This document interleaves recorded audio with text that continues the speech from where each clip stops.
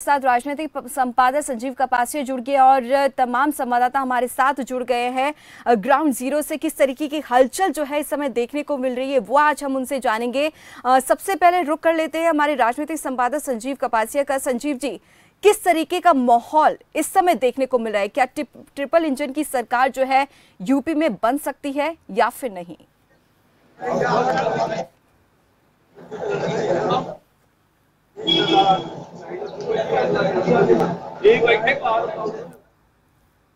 संजीव जी, मेरी आवाज आप तक पहुंच रही है?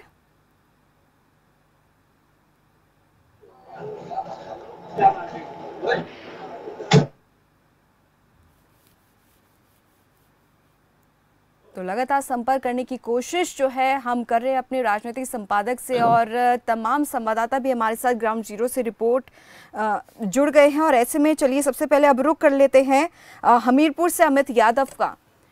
अमित, हमीरपुर में क्या कुछ हलचल ग्राउंड पर आप देख पा रहे हैं, सबसे पहले बताएं। हमीरपुर नगर निकाय चुनाव का मतदान हो चुका है। जनता ने किसी अपना नायक चुना है, आज उसका रिजल्ट आएगा। तो हमीरपुर में कहीं ना कहीं जो हमीरपुर नगर पंचायत है उसमें त्रिकोणीय मुकाबला देखा गया है। जो बीजेपी से कुलदीप निषाद है, समाजवादी पार्टी से युगांग मिश्रा है, तो वहीं निर्दलीय प्रत्याशी संजय साहू भी लगातार फाइट करते हुए नजर आए हैं। कहीं ना कहीं कहा जाए तो ये जो बीजेपी जो ट्रिपल इंजन की सरकार बनाने की बात कर रही है और जो समाजवादी पार्टी इसे 2024 का सेमीफाइनल मुकाबले के तौर पर ये चुनाव देखा गया है। लगातार कहीं ना कहीं जो सभी पार्टियां के तमाम मुद्दे हैं, जो स्थानीय मुद्दे हैं, जो पार्टियों के हिंदुत्व, भारतीय जनता पार्टी का हिंदुत्व का एजेंडा है, वो सभी को कहीं ना कहीं जो मद्देनजर रखते हुए लोगों ने दरकिनार किया। स्थानीय मुद्दों को लेकर के वोटिंग की है, उसको लेकर के लगातार जो वोटिंग के बाद मतदान परिणाम आएंगे, परिणाम का देखा जाएगा हमीरपुर जनता ने किसको अपना नायक चुना है। जो हमीरपुर का मतगणना है उस पर जो हर जी दीपाली, बिल्कुल वही मैं आपको बता दूं कि जो हमीरपुर है, जो सभी तहसीलों में मतगणना के लिए काउंटिंग की जा रही है। जो हमीरपुर और कुरारा का सुनेरपुर है, मौदहा का मौदहा पे, राट का राट और गुहंड और सरीला का सरीला पर है। तो जो मैं इस समय जो सुनेरपुर है, नवीन गल्ला मंडी है, यहाँ पर मौजूद हूँ। यहाँ पर कुरारा नगर पंचायत, हमीरपुर नगर पालिका और सुमेरपुर नगर पंचायत की मतगणना होगी है, जिस पर कुरारा नगर पंचायत के लिए 13 टेबल और हमीरपुर नगर पंचायत नगर पालिका के लिए 13 और सुमेरपुर के लिए 4 टेबलों की व्यवस्था की गई। 4 बजे जैसे ही 8 बजेगा काउंटिंग होगी, उसके बाद जनता ने किसे अपना नायक चुना है, धीरे धीरे परिणाम आना शुरू होंगे। जी चलिए रणवीर पांडे का रुख कर लेते हैं। रणवीर, जैसे कि यहाँ पे अमित यादव ने भी बताया कि किस तरीके से ग्राउंड पर जो है हलचल देखने को मिल रही है, लेकिन वहां की अगर हम लोग बात की जाए रणवीर पांडे, तो क्या कुछ माहौल इस समय आप देख पा रहे हैं, क्योंकि कुछ ही समय बचा है काउंटिंग शुरू होने में? निश्चित तौर पर दीपाली, जिस तरीके से सभी प्रत्याशियों की जो किस्मत है वो कहीं ना कहीं मशीनों में कैद हो गई, वोटिंग मशीनों में कैद हो गई, बॉक्स में कैद हो गए। आज उसको लेकर के लखनऊ में 334 मतगणना स्थल बनाए गए हैं, जिसमें सुरक्षा के लिए व्यापक इंतजाम किए गए हैं। डीजीपी ऑफिस से 151 अपर पुलिस अधीक्षक और 467 पुलिस उपाधीक्षक और कहीं ना कहीं जो निरीक्षक है वो लगभग 18,353 लगाए गए हैं। 87 कंपनी जो है पीएससी की और 35 कंपनी सीआरपीएफ की लगाई गई है।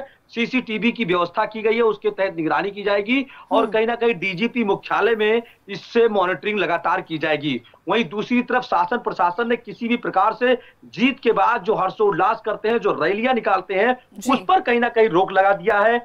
जो मादक पदार्थ है जिसको पी खा करके लोग उपद्रव कर सकते हैं, खुशहाली बना सकते हैं और खुशहाली में रंग में भंग डाल सकते हैं, उसको लेकर के प्रशासन ने कहीं ना कहीं सख्त निर्देश दे दिए हैं कि जो भी प्रत्याशी जीतता है चाहे हारता है, किसी भी प्रकार से माहौल खराब करने की कोशिश नहीं करेगा, वरना पुलिस उनसे निपटने के लिए तैयार है। अगर वहीं दूसरी तरफ बात करें प्रत्याशियों के जीतने हारने की, तो कहीं ना कहीं भारतीय जनता पार्टी ने जिस तरीके से जीरो लेवल पे तैयारी की है और ग्राउंड जीरो पे तैयारी करके इस चुनाव को बहुत ही प्राथमिकता के स्तर पर लड़ा है, उसका नतीजा देखने वाली होगी कि उसका नतीजा आखिर क्या निकल करके आ रहा है। जहां उत्तर प्रदेश के मुखिया स्वयं योगी आदित्यनाथ ने चुनावी जनसभा किए, उप मुख्यमंत्री ब्रजेश पाठक हो, चाहे केशव प्रसाद मौर्य हो, चाहे उनके मंत्री हो, लगातार उन्होंने जनसभा की और लोगों को जाकर के भारतीय जनता पार्टी के पक्ष में वोट करने का जो लोगों से आह्वान किया, उसका कितना असर पड़ता है ये देखने वाली बात होगी। लेकिन सबसे बड़ी बात यह है कि जो लोगों का कहना है कि जो स्थानीय चुनाव है, जो नगर निकाय चुनाव है, वो कहीं ना कहीं सरकार के पक्ष में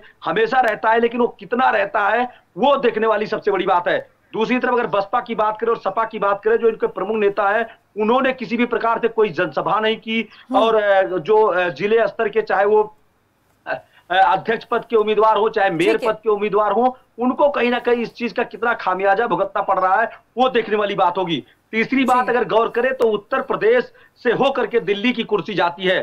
2024 का चुनाव नजदीक है, ऐसे में सबसे बड़ी बात यह है कि आखिर सेकंड पर कौन आता है। हालांकि फर्स्ट पे तो दावेदारी भारतीय जनता पार्टी की हर पार्टियां करती है दबे जुबान पर, लेकिन यहां लड़ाई सेकंड की है कि आखिर सेकंड पोजीशन पर समाजवादी पार्टी है कि बसपा है, क्योंकि साख दोनों की लगी हुई है। कहीं ना कहीं दोनों की साख 2024 को लेकर के लगी हुई है कि कितना वो असर करते हैं निकाय चुनाव में, कितना वो अपनी सीटों को, कितना अपने पार्षद, नगर पंचायत अध्यक्ष और मेयर को लेकर के कितना सशक्त है, कितना वोटिंग प्रतिशत है, ये सबसे बड़ी बात है। इस समय अगर बात करें कि कौन सबसे महत्वपूर्ण बात है, तो सबसे महत्वपूर्ण बात यही है कि बसपा की सपा आखिर सेकंड पोजीशन कौन पकड़ता है, ये सबसे अहम बात है उत्तर प्रदेश की जनता के लिए, क्योंकि 2024 नजदीक है और उसका जैसा सेमीफाइनल ये मैच कहा जा सकता है। तो इसलिए सबसे महत्वपूर्ण बातें यही है कि आखिर बिल्कुल आपने सही कहा, क्योंकि सेमीफाइनल इस मैच को कहा जा सकता है। चलिए और संवाददाताओं का रुख कर लेते हैं, हमारे साथ जफर जुड़ गए हैं गोरखपुर से। जफर, आपसे जानना चाहेंगे, सबसे पहले ये बताएं कि कितने राउंड की काउंटिंग होगी, किस तरीके से जो तैयारियां है वो मौके पर की जा रही है, क्योंकि अब मुश्किल से 10 मिनट का ही समय बचा है काउंटिंग शुरू होने में। देखिए दीपावली, आपको उत्तर प्रदेश की जनता और उत्तर प्रदेश के वो तमाम नेता जो इस वक्त चुनाव लड़ रहे हैं, उनके दिल की धड़कनें बढ़ने जा रहे हैं। मैं 10 मिनट के बाद जो है उत्तर प्रदेश निकाय चुनाव की काउंटिंग शुरू होने जा रही है। इस वक्त मैं जो है मतगणना स्थल पे मौजूद हूं। मैं आपको तस्वीरों में दिखाना चाहूंगा। आप देख सकती है पूरी तरीके से सुरक्षा व्यवस्था चाक चौबंद की गई। अधिकारियों का लगातार आना जाना लगा हुआ है। जो तमाम लगातार यहाँ पे मतगणना स्थल पर आ रहे हैं। और दूसरी बात बताओ तो 2 राउंड में यहाँ पर जो है वो मतगणना होनी है और 80 वार्ड जो 80 पार्षद जो प्रत्याशी है वो इस समय चुनावी मैदान में है। और मैं भी बता दूं, सुबह तमाम मंदिरों में भीड़ भी लगी थी। जो पार्षद प्रत्याशी है वो लगातार भगवान का दर्शन करने जा रहे हैं और अपनी जीत की मनोकामना मान रहे हैं। इस वक्त हलचल पूरी तरीके से बढ़ रही है, क्योंकि महज 10 मिनट का वक्त बाकी है। 10 मिनट के बाद जो है जब काउंटिंग शुरू होगी, 12 बजे से लेकर 2 बजे के बीच तक ही रुझान जो सामने आने लगेंगे। इसका पड़ना भारी है जी। चलिए, कमलेश हमारे साथ जुड़ गए हैं कानपुर से। कमलेश, जैसे कि जानकारी यहाँ पर दी गई है, गोरखपुर में मंदिरों में भीड़ लग गई है, जो नेता है मंदिर में जा रहे अपनी जीत की प्रार्थना करने के लिए, तो क्या इस तरीके का माहौल जो है कानपुर में भी देखने को मिल रहा है? देखिए दीपाली, जिस तरह से 110 वार्डों चुनाव का आज परिणाम, करीब 851 पार्षद और 13 मेयर प्रत्याशियों का आज भाग्य का फैसला होगा। अगर बात की जाए भारतीय जनता पार्टी के लोग काफी उत्साहित है, लगातार जहां पर जय श्री राम के नारे लगा रहे हैं। लेकिन फिलहाल देखने वाली बात होगी कि आज जनता ने उनके कार्य को करते हुए किस तरह से किसके सर पे प्रताप फैलाएगी, उसे देखने वाली बात है। बात की जाएगा सुरक्षा व्यवस्था की, तो यहाँ पर तमाम तरह की सुरक्षा व्यवस्था आप तो देख सकते हैं। लगातार यहाँ पर पुलिस के अधिकारी, बीएसएफ, पीएससी, तमाम जो पुलिस फोर्स यहाँ सुरक्षा व्यवस्था में तैनात है। तमाम जो यहाँ पर जो एजेंट से लेकर तमाम जो लोग अंदर एंट्री कर रहे हैं, उनके पास चेक किए जा रहे हैं। लगातार अभी कुछ ही देर बाद यहाँ पर मतगणना शुरू कर दी जाएगी। जी, अब सीधा रुक कर लेते हैं, हमारे साथ अमित यादव जुड़े हुए हैं। कमलेश, आपके पास वापस लौटूंगी। अमित यादव, जैसे कि कमलेश ने भी जानकारी दी कि किस तरीके से सुरक्षा के लिहाज से इंतजाम जो किए गए हैं, लेकिन जनता क्या कहती है, जनता का मूड क्या कहता है, सबसे बड़ा सवाल यहाँ पर ये है। दीपाली, बिल्कुल मैं आपको बता दूं कि जो हमीरपुर है, हमीरपुर की जो जनता है, जनता ने अपने स्थानीय मुद्दों को लेकर के अपना जो नगर पंचायत अध्यक्ष चुना है, उसको कुछ ही देर बाद परिणाम आना शुरू होंगे। जो हमीरपुर के स्थानीय मुद्दे हैं, जो साफ सफाई का मुद्दा, पानी की व्यवस्था ना कर पाना, जो हमीरपुर नगर पंचायत में पिछली बार 5 ग्राम पंचायतों को जोड़ा था, लगातार 5 वर्ष जो हमीरपुर के चेयरमैन थे कुलदीप निषाद हैं, और उसके पहले उनकी मां रही। तो जो ग्रामीण स्तर पर व्यवस्था ना पहुंचा पाना, उनका कहीं ना कहीं इसका भारतीय जनता पार्टी को इससे बात का नुकसान होता दिखाई साफ तौर पर दे रहा है। क्योंकि जो विकास के मुद्दे हैं, भारतीय जनता पार्टी में लगातार विकास की बात की जाती है, लेकिन यहाँ के जो मौजूदा चेयरमैन रहे, उन्होंने ग्रामीण क्षेत्रों का ना तो विकास किया, ना ही वहाँ के लोगों की सुध ली। जो बाढ़ आती है, लोग किस तरह से अपनी जीवन यापन करते हैं, कहीं ना कहीं ये सब मुद्दे भारी रहे। हमीरपुर जो नगर पालिका है, इस पर लगातार जो जनता है, जनता कहना है कि जो भी प्रत्याशी अगर हमारे मुसीबत में हमारे साथ खा रहा है, या जो हमारे व्यवस्थाएं देगा, जो हमारे मुद्दों को उठाएगा, तो हम किसी को अपना नगर पंचायत अध्यक्ष चुनेंगे।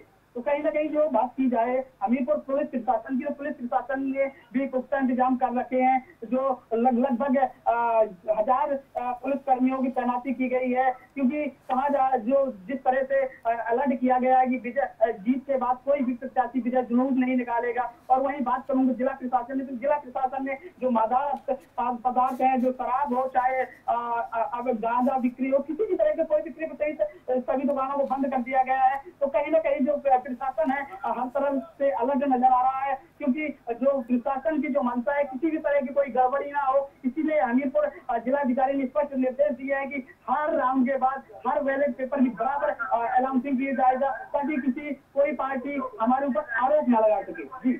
जी चलिए अब रुक कर लेते हैं प्रणवीर पांडे का। प्रणवीर पांडे जो कि हमारे साथ लखनऊ से जुड़े हैं। प्रणवीर, जैसे कि अमित यादव ने भी जानकारी दी है कि माहौल क्या है, मुद्दे क्या हैं, लेकिन लखनऊ की अगर हम लोग बात करते हैं, वैसे तो राजधानी है यूपी की लखनऊ, लेकिन फिर भी अगर हम यहाँ की बात की जाए लखनऊ की, तो यहाँ पर क्या कुछ खास मुद्दे हैं जिसको लेकर, जिनको ध्यान में रखकर जनता वोट करने के लिए गई थी?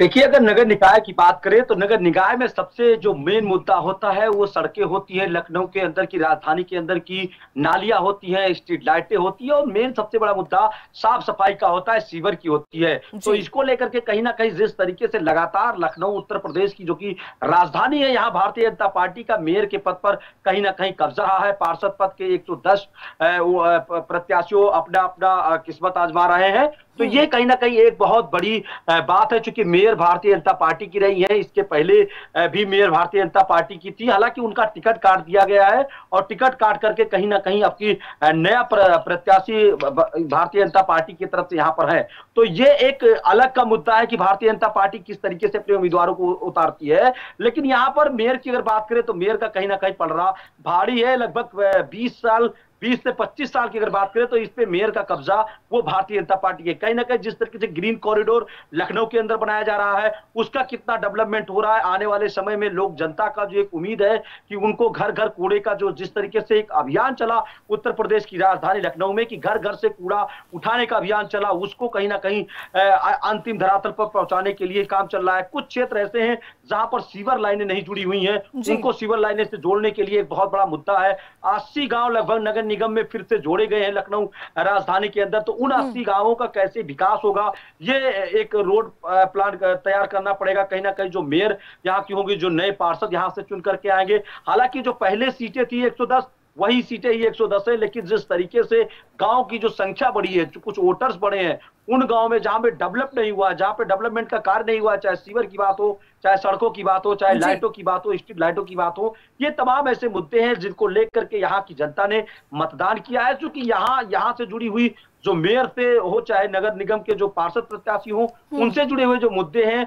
वो इनके क्षेत्र के विकास से जुड़े हुए मुद्दे हैं। इनको क्षेत्र का विकास चाहिए, चाहे सड़कों के बारे में हो, नालियों के बारे में, सीवर के बारे में। बिल्कुल प्रवीण, बिल्कुल आपने सही कहा, क्योंकि जनता सिर्फ विकास चाहती है और कुछ नहीं जानती, क्योंकि विकास के बेस पर ही किसी भी पार्टी को जनता जो है वोट करने के लिए चाहती है। चलिए अब जफर का रुख कर लेते हैं जो हमारे साथ गोरखपुर से जुड़े हैं।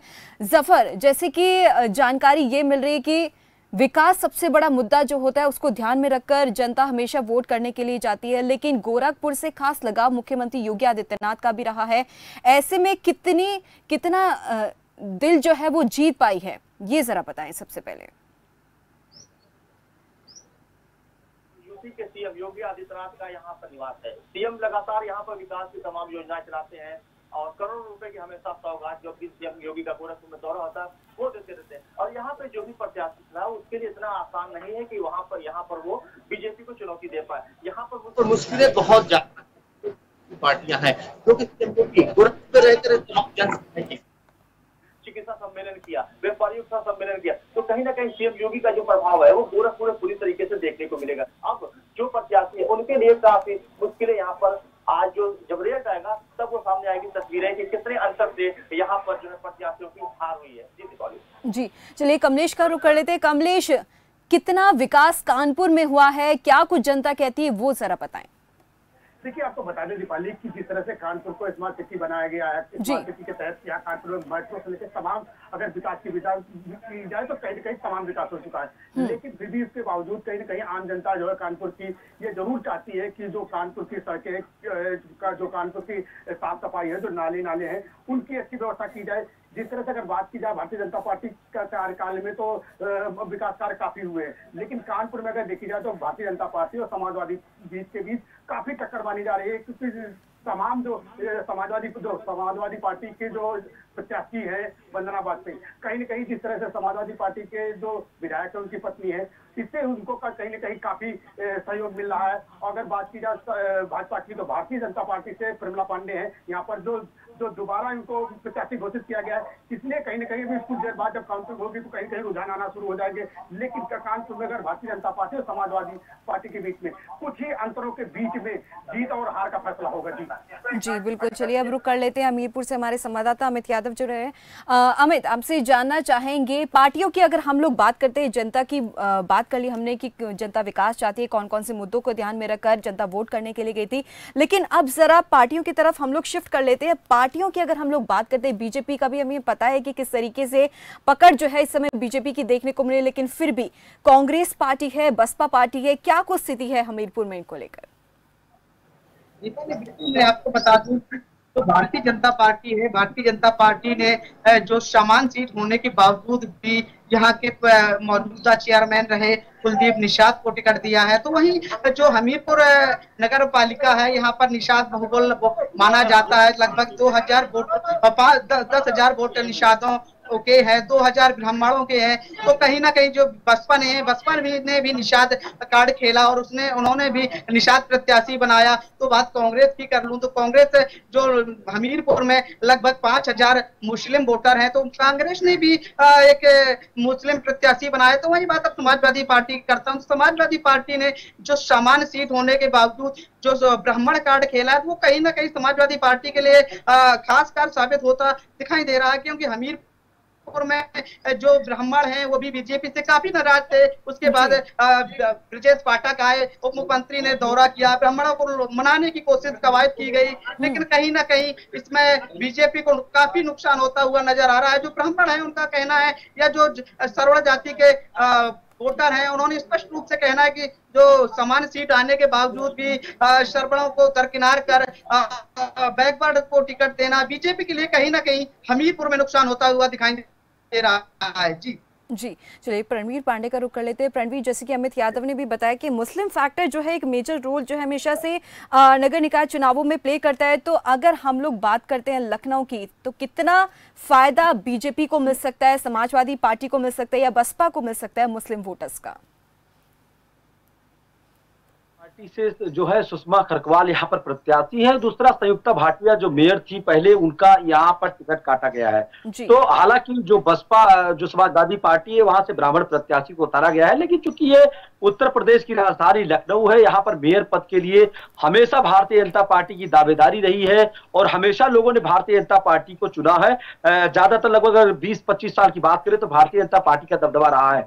दूसरी तरफ अगर बात करें बुद्धिजीवी वर्ग की, तो उनका साफ तौर पर कहना है कि जिनकी सरकार है उत्तर प्रदेश में, जिनकी सरकार है, कहीं ना कहीं मेयर अगर उनके चुने जाएंगे तो वहां का विकास कार्य होगा, वहां का डेवलपमेंट है वो बढ़िया से होगा। क्योंकि अगर अन्य पार्टियों के कोई प्रत्याशी या कोई मेयर रहते तो वो जब जनता उनके पास जाती है तो साफ तौर पर वो एक चीज कह के बहाना लेते हैं कि हमारी सरकारें नहीं है, हमारी सुनी नहीं जाती है, हम विकास कार्य नहीं कर पाएंगे। ऐसे तमाम ऐसे समाजवादी पार्टी हो चाहे बसपा हो के प्रत्याशी लगातार 5 साल तक जो पार्षद प्रत्याशी रहे हैं 5 साल तक लगातार जनता को यही कह के वो टालते रहे हैं कि हमारी सरकारें नहीं है, हमारी सुनी नहीं जाती है। हम अगर कोई विकास कार्य के लिए प्रस्ताव भेजते हैं तो वहां भारतीय जनता पार्टी की जो मेयर है संयुक्ता भाटिया, वो कहीं ना कहीं रोड़ा पैदा करती है। भारतीय जनता पार्टी के लोग विकास कार्य नहीं होने दे रहे हैं। उसका खामियाजा इस बार के जो चुनाव है कई जगह देखने को मिला। कई लोगों ने इस बात पे कहा, साफ तौर पर कहा कि अगर जिसका सरकार है, जिसके मेयर है, उसी का अगर पार्षद रहेगा तो कहीं ना कहीं क्षेत्र का